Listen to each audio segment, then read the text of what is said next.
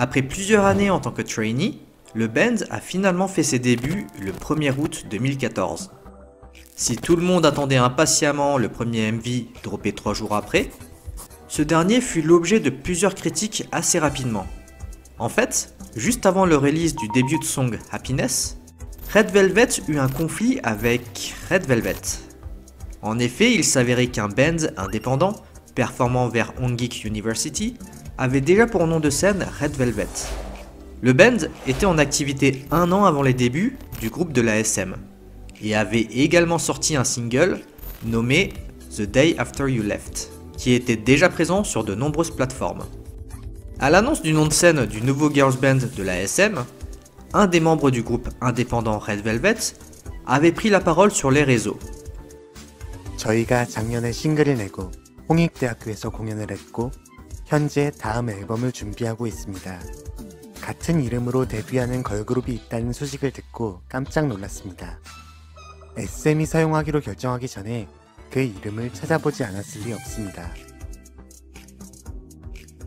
Sous-entendu que SM était bien au courant au sujet du groupe indé, mais avait quand même décidé d'utiliser ce nom. Le band est en fait dans une position délicate, étant donné qu'il n'avait pas déposé le nom de marque, et que donc la SM, ou n'importe quel autre label, pouvait l'utiliser librement.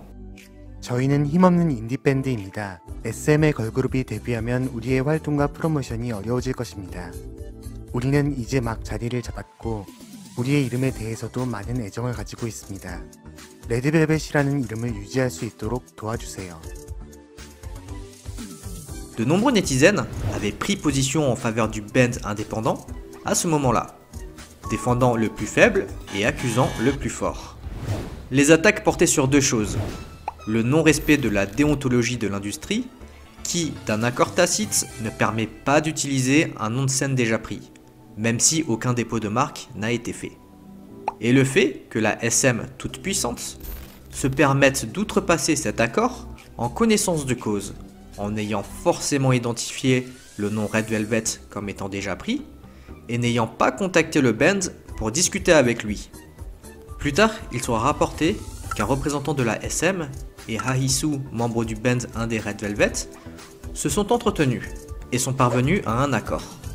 SM déclare officiellement « 저희는 레드벨벳과 미팅을 가졌고 이름은 그대로 유지하기로 결정했어요.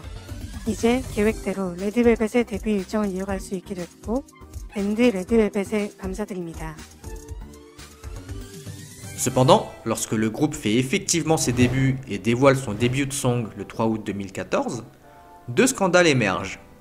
Le MV, au style urban europop, a pour set principal une sorte de jungle, avec des illustrations découpées, ainsi que des éléments graphiques rajoutés. Le MV, qui se veut défendre les petits plaisirs de la vie et ériger le bonheur à ses moments simples, a paradoxalement inclus des éléments tragiques et malheureux. On peut y voir le bombardement d'Hiroshima, ou encore les tragédies du 11 septembre. Après avoir essuyé une plainte de la part d'un média nippon, la SM a interrogé son directeur artistique, qui leur a indiqué que les collages utilisés provenaient d'une banque et qu'il n'avait pas pris le temps de vérifier ces derniers. SM réuploadera une version amputée de la partie incriminée. Le second grief était dirigé vers le logo de Red Velvet, que de nombreuses personnes soupçonnaient avoir été usurpé. En effet, ces derniers trouvaient que la similarité entre le logo du girls band et celui d'une marque de valise italienne était trop prononcée. Si SM ne s'est pas exprimé sur cette accusation, le moins que l'on puisse dire est que les débuts du groupe ont été déconcertants.